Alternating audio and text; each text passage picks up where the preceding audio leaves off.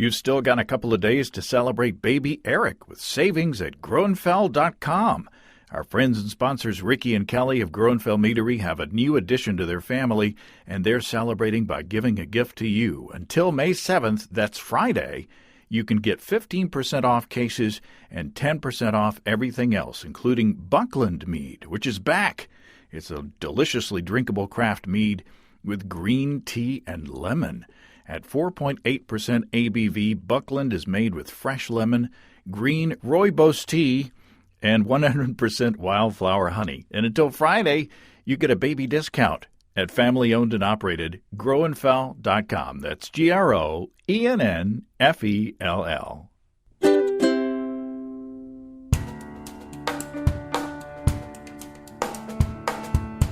Welcome to Basic Brewing Radio for Thursday, May 6th, 2021. I'm James Spencer. Here at Basic Brewing Radio, we're all about home brewing. This week, Adam Ross of Twin Span Brewing returns to share 4 more delicious beers which are brewed with fun ingredients and a couple with Kveik. Spoilers. If you go to basicbrewing.com, you can find archives of our audio and video shows, and if you go to basicbrewingshop.com, you can find our DVDs and our brewer's logbooks.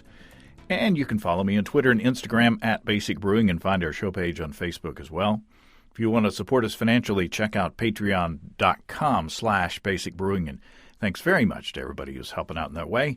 If you go to patreon.com/basicbrewing, you can see a long list of stuff that you can access if you sign up as a supporter.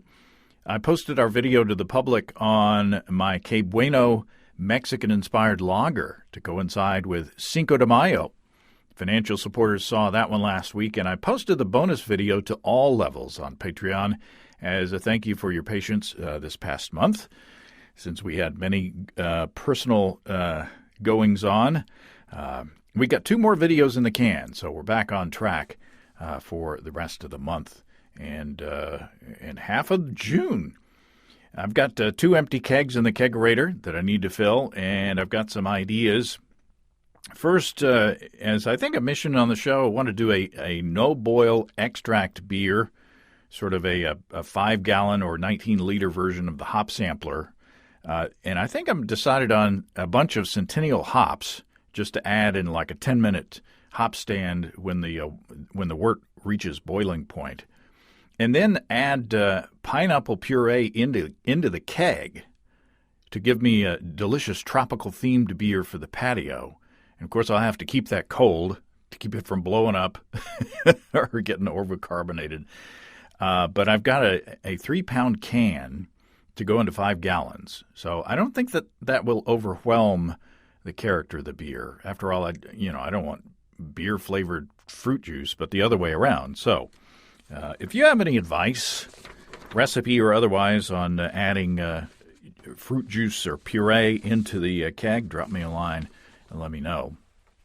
I'll be brewing that super easy batch of extract beer in my electric brew-in-a-bag system from our friends and sponsors, Desiree and Dave from High Gravity in Tulsa. With this batch, since it's extract, I won't be using the mash mode on my Warthog controller or the bag, in fact. Just be firing up that powerful Blickman boil coil and heading straight up to boiling. And since mine is a 240-volt system, it doesn't take that long. My configuration is only one of many electric options on HighGravityBrew.com. You can use the Build Your Own Brewing System feature to customize a setup that's just right for you. From 5 gallons to 2 barrels, HighGravityBrew.com has you covered. Whether you're a single-vessel brewer like me or more traditional with 2 or 3, HighGravityBrew.com will take the pain out of propane. Check it out, customize your own system, and get to brewing. The weather's beautiful. At least around here. Check it all out at family-owned and operated HighGravityBrew.com. That's HighGravityBrew.com. Okay, last time Adam Ross from Twin Span Brewing in Bettendorf, Iowa, and I talked about pre-Prohibition beers. Well, this week we delve deeper into that 6-pack sampler that he sent, and we talk about some fun ingredients and interesting techniques that he used to brew them. Adam Ross, welcome back to Basic Brewing Radio. Glad to be back, James. Yeah, we get this as a two-parter. The second part of a two-parter. I can't decide what to call this part. Maybe Adam's grab bag.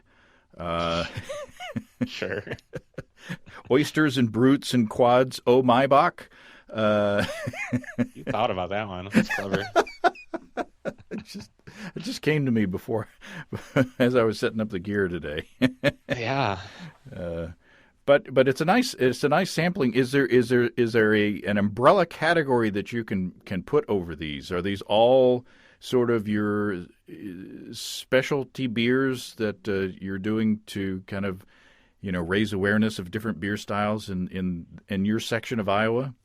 Well, to be honest, James, it was what I had on tap at the time I bottled and what I had easy access to. But yeah, I wanted some variety. I mean, I could physically in the box I had, I could physically send you 6 beers. So I had to make a choice. There were more that I wanted to send your way, and weird ones too. But this is a good grab bag of weird beers, and part of that. And I think we might have discussed this on a previous podcast. But yeah, I do enjoy finding these old styles like Dampf beer, which I've mentioned, and Tepache, and introducing them to people. And in fact, just a couple hours ago, I was kegging up our newest version of Tepache. So I've decided to make that an annual tradition and change it up every year. So I didn't do a wild ferment this year. I just did pineapple puree, but I had our chef Juan asked him to create the puree, and he added roasted jalapenos, and we added piloncillo and cinnamon and fresh pineapple, and we're naming it Juan Solo, and it's coming out on May the 4th, one day before Cinco. See, you can't pick on me for being weird with my titles. It's true. I think he was joking. He came back one day and he's like, "When are you gonna make a beer for me, Adam? You can name it after me. How about Juan Solo?" And I'm like, "Okay." And he laughed. And then a couple weeks later, I'm like, "Hey, Juan, I need you to make a puree for Juan Solo." And he was like, "What? You're actually making it?" Yeah. You got to serve it in red Solo cups. There you go. We have 4 beers. We have let's just reveal them as I open them and sample them, just for the drama. Unless people have read the episode description, and then they'll already know. So the first one, what do we got? We have Father of Pearl. Yeah, another. I'm not the best at coming up with names, but if there's a pun or there's a play on words, I'm all over that. So, Father of Pearl is an oyster stout, and part of it was me. I genuinely like oyster stout, so I'd had some homebrewed examples before. I'd made a few myself as a homebrewer, and then I saw them in a few places. I visited Ireland years ago, and they were all over bars there, but people weren't really drinking them. As I was talking to the locals, it was more of just kind of an oddity. But I was brewing it as a home brewer, as a New Year's tradition.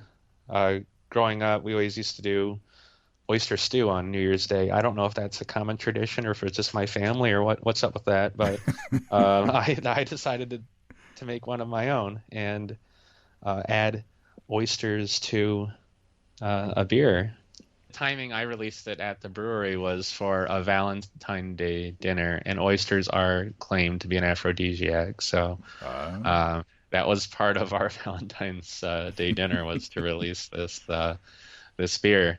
It scared my partners because they know I like the weird styles, but this might have been a little pushing things a little too far to add shellfish to a beer. But I mean, there's a history to it. There's the very shortened version of the history is that they used to add shells to clarify wort because of the calcium in it, and then someone decided to just might as well throw in the meat as well. And so I did the shells at the beginning of the boil, and then I added the meat in the last couple minutes, and I put it in using like a hop spider basket, and I pulled it out, and I delivered the oysters to Chef Juan. And he quickly battered them and fried them, and everyone that was working that day got to eat oysters. It was delicious. Very delicious brew day. Man, this beer is super roasty. and chocolatey.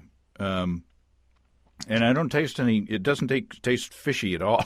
If you hadn't told me there was oysters in it, I probably wouldn't have known. But that's kind of the point, right? I mean, it's not supposed to taste fishy. It's not supposed to taste like oyster meat, right? Yeah, I don't think anyone wants to drink. There's probably people who want to drink oyster beer or oyster flavored beer. People drink Clamato or whatever. Right. So. And I did for a minute. I wanted more oyster flavor because, like you said, I don't really detect any. For a minute there, I was looking at dried oyster powder to add to the beer. There's Schlafly, I believe, out of St. Louis. I think they use dried oyster powder to get the oyster flavor in their annual oyster stout. Or maybe I don't know if they still brew it. But yeah, that's not the point. Very few people want to drink oyster juice, and all the customers and friends and partners and everybody who tried this beer when I released it, they gave me that look when I said it was an oyster stout, and I said, "Don't worry, it doesn't taste like oysters." Now now that I've taken my second or third sip, there is a salinity at the back of it. After you swallow, it's like it does remind you of the ocean. But not in a fishy way, in a kind of salty way. Am I wrong? No, that's the way I believe I described it on shorthand on the menu was, if you're a fan of Scotch whiskeys, there's some pretty briny whiskeys that they make in the southern part of Scotland. I think some Islay whiskeys. They have this little salinity to it, but I wouldn't call them fishy. It's just, I don't know, seaweed brine might be a better term. Mm-hmm. I think in a beer, the salinity absolutely changes the chemistry of the beer. So before you add the oysters, because when I brewed this in the past, I've done this stout without oysters in it, and adding oysters makes it taste a little sweeter and a little brinier. And I think that's that addition of that salinity. It kind of rounds out the body a little bit, and then adds some sweetness and adds a little bit of mouthfeel. Well, it's super delicious. This is another one that I'm going to have to save for Susan, because she loved the Davenporter, by the way. Awesome, glad to hear it. Yeah, so she's going to like this one too. And I'm not going to tell her what's in it to see if she tastes anything kind of weird. But it doesn't taste weird. It's just that there's that little extra salinity at the back end. So talk about how many oysters, like for a 5-gallon batch, scale it to, or a 19-liter batch, how many oysters and how many shells would you put in? So I think I have this written down somewhere on the fly. I'll guess, but at the barrel size I know offhand, it was for a barrel 31 gallons. It was I used 2 pounds of shells and then 2 pounds of the meat. So I had extra shells that I didn't use. I wanted to keep it nice and even. At the homebrew scale, I want to say I've done like 6 oysters and split it up that way. And these were imperial oysters. They're pretty good size. And I'm assuming these aren't Iowa oysters. Right. No, I wanted wherever you'd find those. I wouldn't want to brew with those. I think you get Rocky Mountain oysters here in Iowa, but that'd be about it. Yeah, that's one beer that I'm not going to taste. I'm not brewing it. I've had the opportunity to, and I turned it down. And I'm not ashamed. I just couldn't get over that and the beer made from the yeast harvested from the brewer's beard. I was just like, I actually had that. That wasn't bad. Yeah, I know. I mean, I know it's okay. I know everything. It's just I can't get over the concept. I know everything's okay, but it's just and I'm usually pretty bold, He's got a nice beard. I don't know if you've met John. That's from Rogue. If you met him in person, but he has a nice beard. So I felt okay drinking it after seeing his beard. Yeah, I think he may have poured me a beer at Great American Beer Festival or something, as a sample. Or I'm sure he's a wonderful person. I just it's just a mental block. So the beer itself is delicious. Talk about the malt bill. how do you get it so roasty and so chocolatey?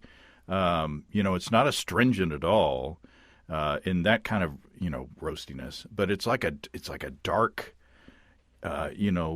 fancy, bitter chocolate made for grown-ups. It's just awesome. Yeah, so a lot of that richness, because there isn't just a ton of chocolate malt or roast malt in this, a lot of the richness is the base is Vienna and Munich. It's a mix of Vienna and Munich, and that's bringing a lot of that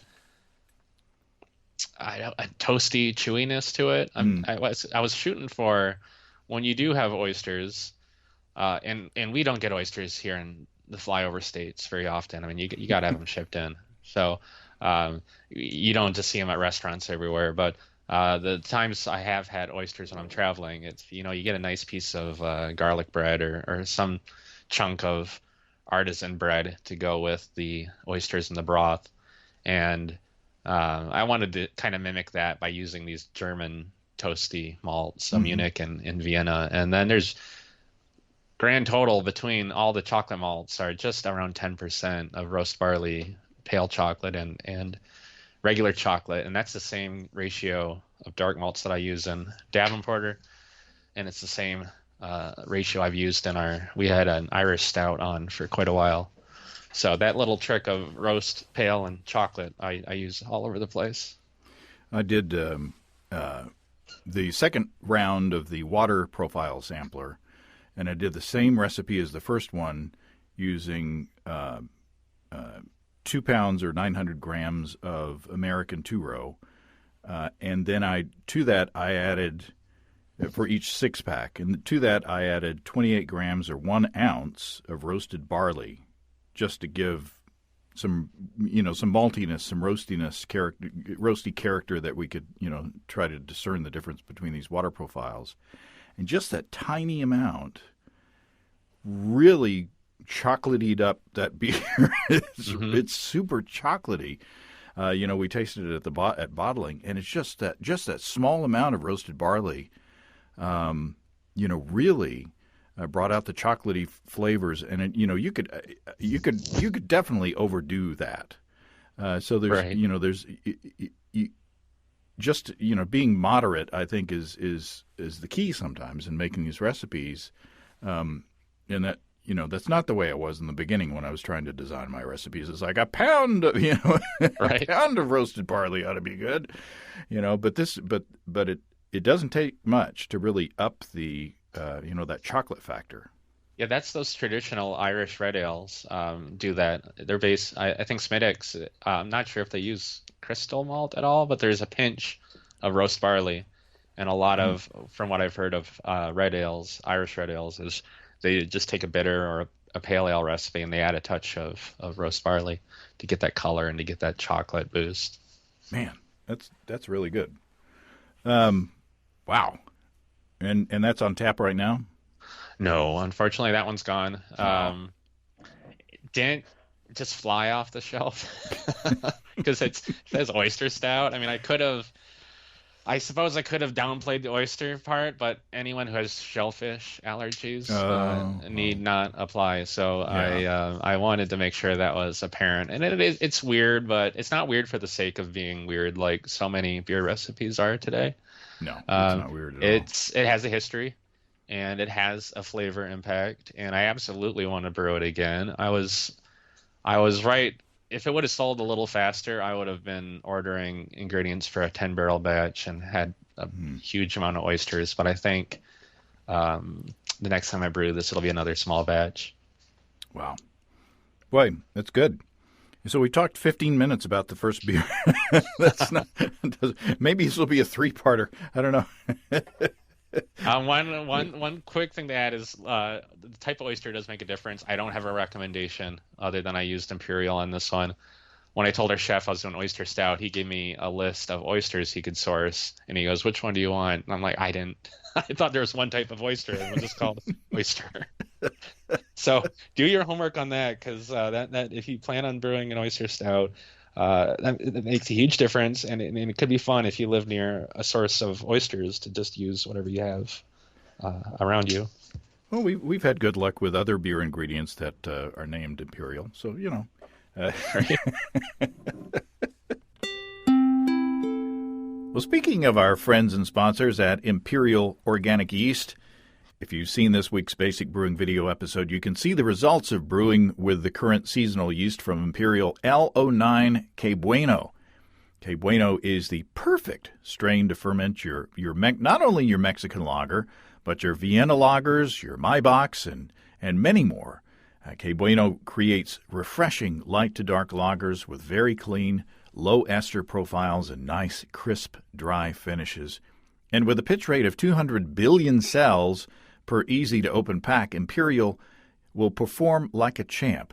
I like to say my stir plate is dusty because I don't use it anymore for moderate gravity 5-gallon batches, including lagers, and my airlock is usually bubbling before bedtime. Ask your local homebrew store about L09 Que Bueno from Imperial Organic Yeast, and check them out at imperialyeast.com. That's imperialyeast.com. Beer number 2. What do you want to go with for beer number 2? Let's do the offside. Okay, the offside IPA, Brut IPA with white wine must. Now we're getting into the kind of more of the weird, weird category here. So Brut, so are Brut IPAs, are they still a thing? No. And for the brief minute that they were a thing, I couldn't really find one I just loved. And I had no plan on brewing a Brut. So this is more of, I brewed this IPA to a flavor I had in mind, and then I realized, hey, I just made a Brut IPA, so I better call it that. But I wanted to brew a white wine or a champagne type beer. A lot of our customers are wine drinkers. Well, it's got a tremendous head on it. Yes. and highly carbonated, as is the style historically. Sounds like you're having a rough time with it. Well, I just breathed it down. I was trying to drink some foam and I actually accidentally breathed some into my esophagus. So my trachea, is it esophagus or trachea? I don't know. I don't know. But boy, you could shave with that. Yeah, it's so it is highly carbonated by design. It's like I said, when I hear Brut IPA and then I had all these examples, I'm like, I guess. But in my mind, a Brut IPA would be something that resembles Brut champagne. So highly carbonated, very light in color, and I'm getting that from the use of just Pilsner and cane sugar or corn sugar. I don't recall which one I used. And carafoam to build up that head. Now, boy, it sticks around. But did you use enzymes in the mash to dry it out, like is typically done with a Brut IPA? I did it actually during the fermentation. So during the mash, I just the way you're supposed to do it, I guess. I wasn't sure I wanted to go throw in that many variables on my first go at this, so I just mashed really low. Slow and low. I did a much longer mash than normal, and it was like 148, which is really cold for the mashes I do. And then once fermentation kicked up, I added the glucoamylase to help really dry it out. I say during the mash. I can't remember if that's the way you do it or not. Well, there's a few places you can add it. You can even add it post ferment to help chew up the rest of the beer. It's kind of like the old Beano trick back in the day with brewers. I just had a friend, he had a beer that didn't finish nearly as dry as he wanted, and I gave him some of the glucoamylase, and it cleared it. It chewed it right up. Now I've finally gotten down to the beer, and it is very grapey, and it's delicious. It's nice and dry, but it does taste like grapes. It does taste, like a wine. It reminds me of kind of the grapey character that we were getting off of the Scandinavian or the Swedish hops. I'm sorry. The kind of that fresh apple kind of grapey character that we were getting off of those hops, especially Korsta, I think it was. Yeah, there's actually a surprisingly small amount of wine must, and it's less than 2% of the fermentables. It is really used as so the glucoamylase. I started real low, 1048 on this, and the ABV is at 6, so it got down to 0 or just under, or right around that. Wow! And then I actually added I didn't ferment the grape must. I added it in to kind of back sweeten, but such a small amount. I can't imagine it really sweetened things that much. Most of the grapiness is coming from. I use the hops of Hallertau Blanc and Nelson Sauvin, which are both listed as winey hops. And then I did Voss Kvike, which was the first time I'd used Kvike in my brew house. And I had heard, experimented as a home brewer, and gotten some of those characters you get out of white wine, like apple and so on. And I fermented it hot. I want to say this fermented at 95 Fahrenheit. It's just amazing. I didn't think I could do it with those giant tanks, but and I was real worried about it. But I ran into the fermenter at 100 degrees Fahrenheit and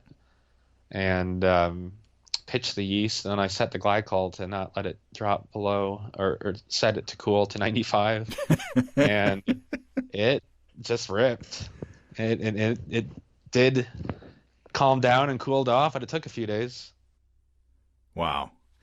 Yeah, I can. That's like the only reason to look forward to summertime in the South, in Arkansas, is that I can set my fermenter on the porch, with some Kvike yeast and ferment some nice, delicious, clean beers at body temperature.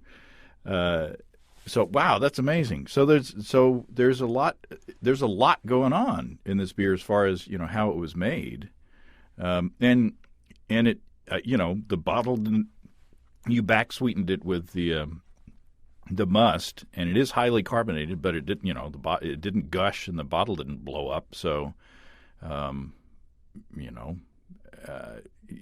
guess if you do that judiciously. You have to be careful, though. I mean, as we're speaking to homebrewers, we can't necessarily recommend that you put unfermented, sugars in a sealed container without knowing what you're doing. Yeah, just to scale this down to the homebrew level, though, if you look at the percentages, you'd be maybe putting an ounce of wine must in your 5-gallon batch. Oh, wow. I'd have to do the math, but it is such a small amount but it did add something. I mean, I tasted it before and after, and I used Niagara must, which I don't know white wine grapes that well, but I read the descriptor and it said it was foxy. I was like, I don't know what that means. I've seen that on the side of a van. Back when I was 10. I've never had a foxy beer. So. Ooh, foxy. But it does add this little funk that I don't know. It is different, and I'm sure call it foxy. I don't know. I wouldn't call it funky. I wouldn't call it sour. But it makes me think of you stick your nose in a glass of of a white wine, and you get that just extra something. What the French call a certain I don't know what. Well, that's delicious. It's a lot of fun, and did the wine likers like it? I think so. It's one of our best sellers, and it's I'm gonna have to brew it again here soon. And so all those steps I went through, I'm glad I took notes, because this is one where I am gonna try to make it exactly the same as this batch. It's rare for me to brew a beer, especially on the first go, and say, well, that doesn't need to be changed. And in this case, I feel I'm happy with where it's at. So how did you handle the hopping? Whirlpool.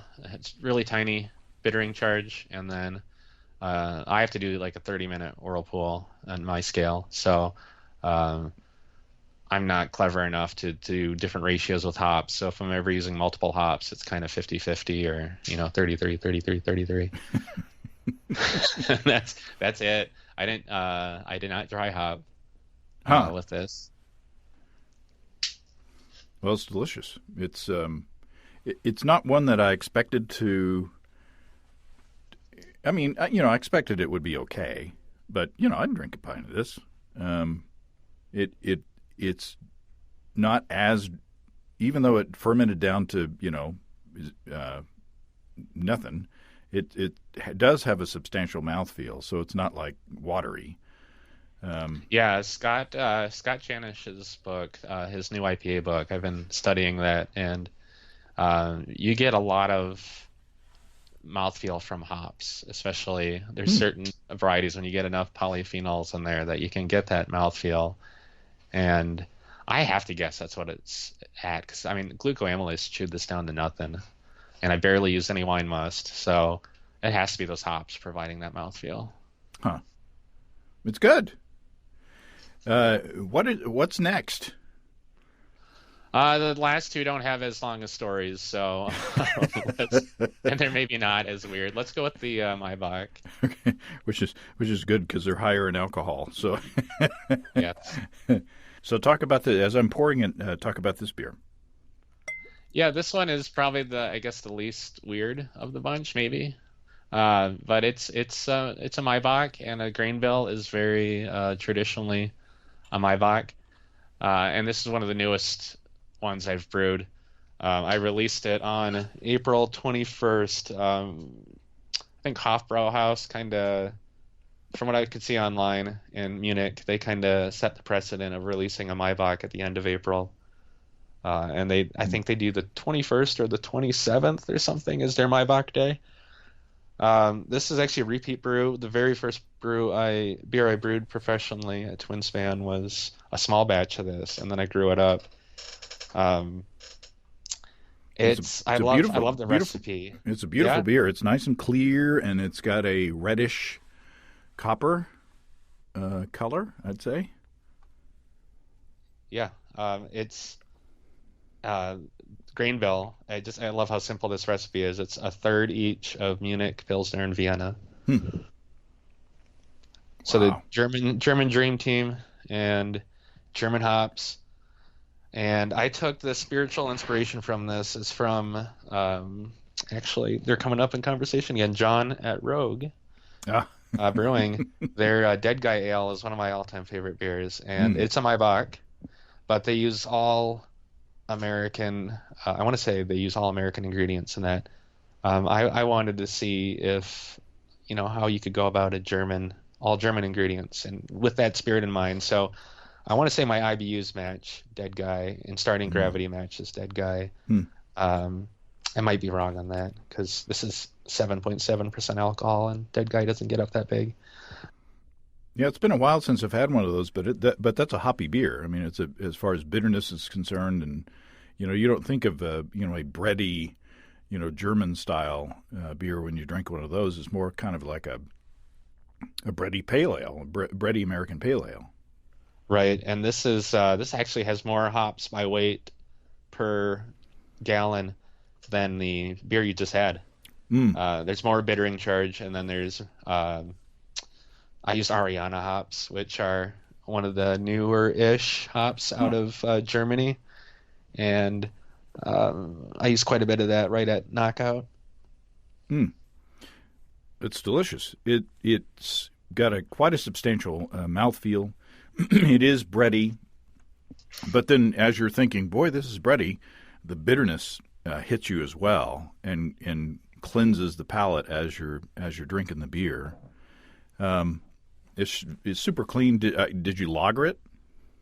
So this one, actually, the first time I brewed this, I actually used a lager yeast and treated it like a proper lager, and gave it 6 weeks or more. I was not that good at scheduling my time this year, so I cheated and I used Kvike Lutra. So Omega makes their Lutra yeast, and I fermented it at 68 degrees Fahrenheit. And then I did a diacetyl rest at 72. And it's you're drinking it right now. It's maybe a month old. Right at about a month. Wow. Yeah, super clean. And it's I haven't mentioned the name, have I? It's another pun. It's nothing on, and then in parentheses Maibock. So the joke is lost on people who see that and say Maibock, nothing on Maibock, and they're just like, whatever. It's nothing on Maibock. Come on.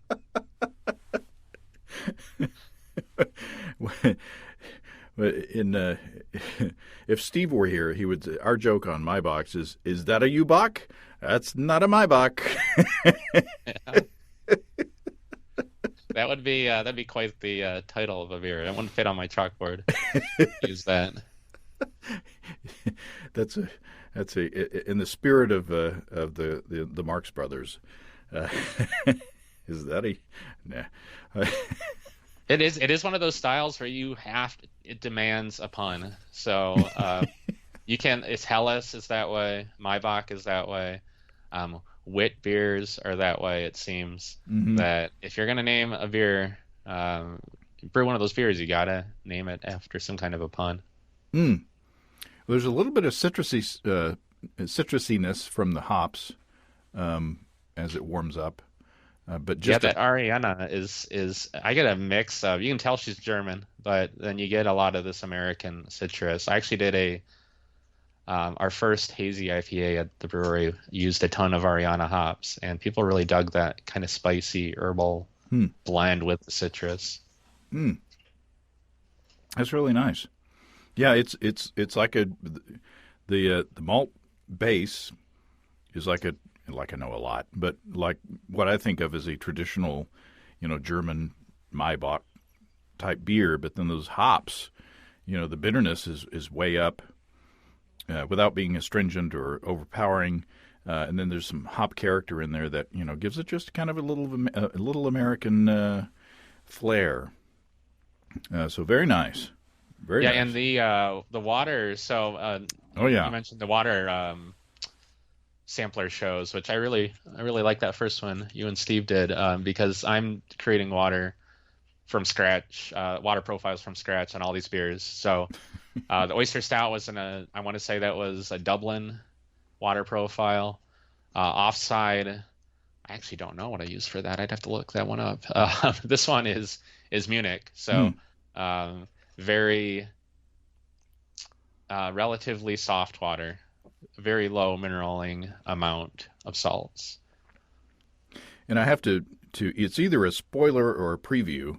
As we were tasting the second round of the water profile sampler, which I did brew with reverse osmosis water, there is no chemically, minerally, off flavor or aftertaste in that round. So it was the same recipe, just with the addition of that 1 ounce or 28 grams of roasted barley in each of the 6 packs.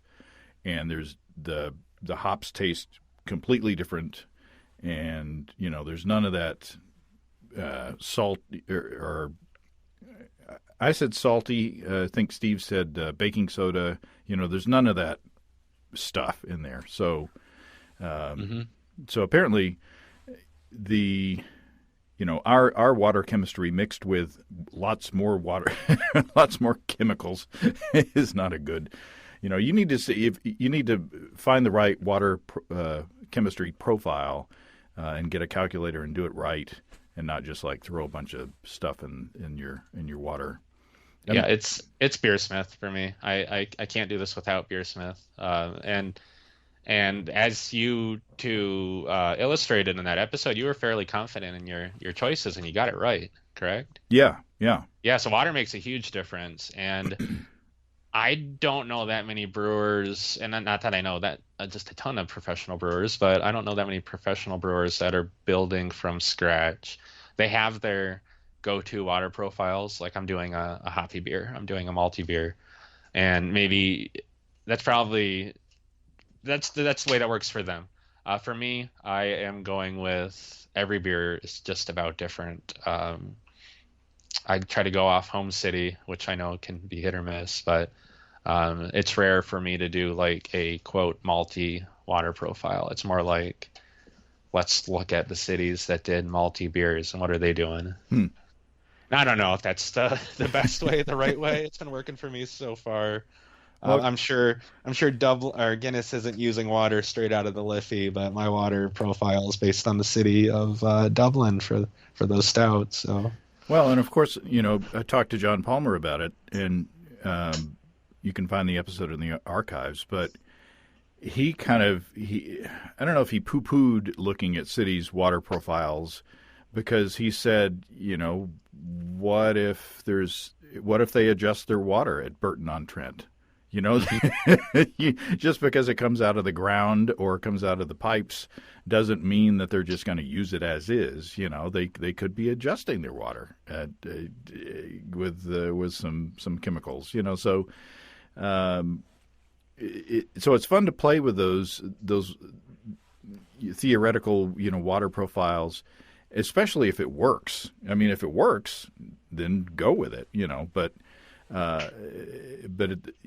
at the same time, I think and I'm saying this as a guy who never adjusts his water profile. I think you got to use some judgment in why you're doing the things you're doing.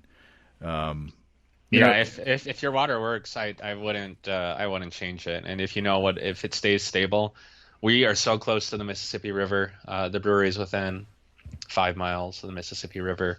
If we have a really rainy season, our water profile is very different than a dry season. And depending on time of year, and then depending what city you're at in here, they might add more chloramines than the rest. My home water, I was using it, just filtering out of a tap and brewing with it for years to good results. And then they ramped up the chloramines, and it's the first beer I made without taking that into account. Tasted like it came out of a swimming pool. It's just, yeah. Well, on that happy note, we've got a fourth beer. And it's good that we didn't start with this one, because this one's a big one. What do we got? Yeah, that's our Quad City Quad. So it is a Belgian Quad, as you would guess, or a Belgian Dark Strong. Actually, it took me a minute to find it in my notes, because the name I had this saved under was BDSM, which is, it's a Belgian Dark Strong, man. And it'll beat you up. Where's Quad City Quad? Oh yeah. So we're a family restaurant. I didn't need parents explaining that to their kids. I changed the name.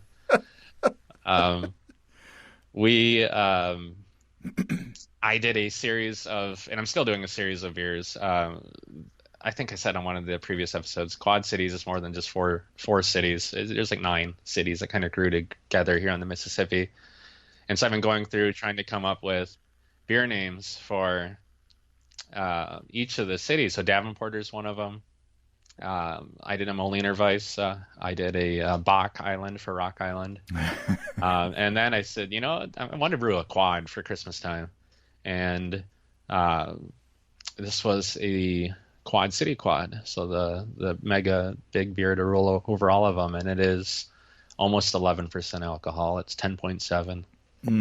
It's a big one.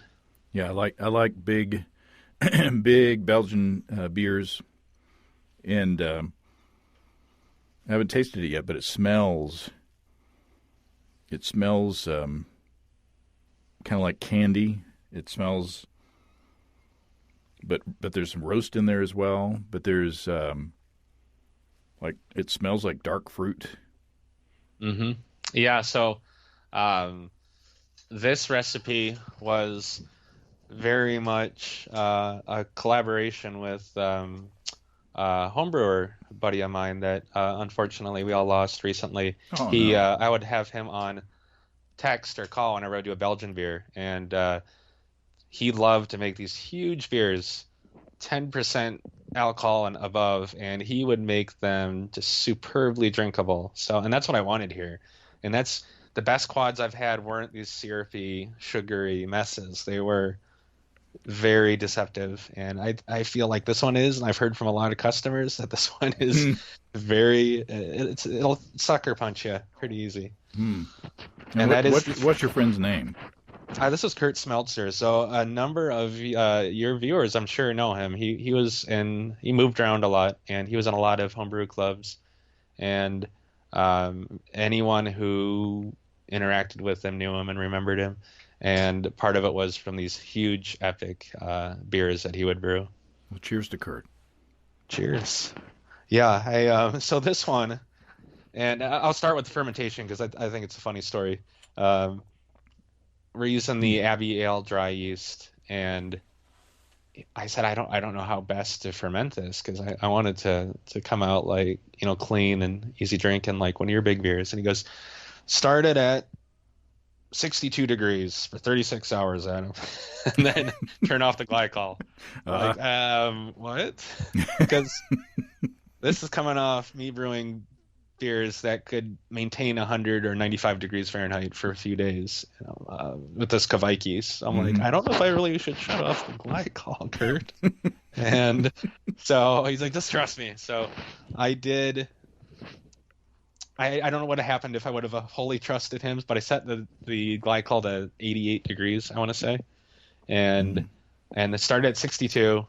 And then I came in one night after 36 hours and okay, we're going up to 88. And then the next day I come in and we have the brew house closed by a garage door. And the tank was on the other side of that door, 30-ish feet away. And I had the blow-off tube into a bucket, and I could hear it rocking. And I opened the garage door, and there's a CO2 monitor right next to me. But I opened the garage door, and I just get this wave of just woof. If you've ever, purged the keg or anything, and your face is right next to it. And then instantly, that CO2 monitor started just beeping and saying, like, "Hey, you need to clear out of the room because there's a lot of." You're not gonna be able to breathe here soon.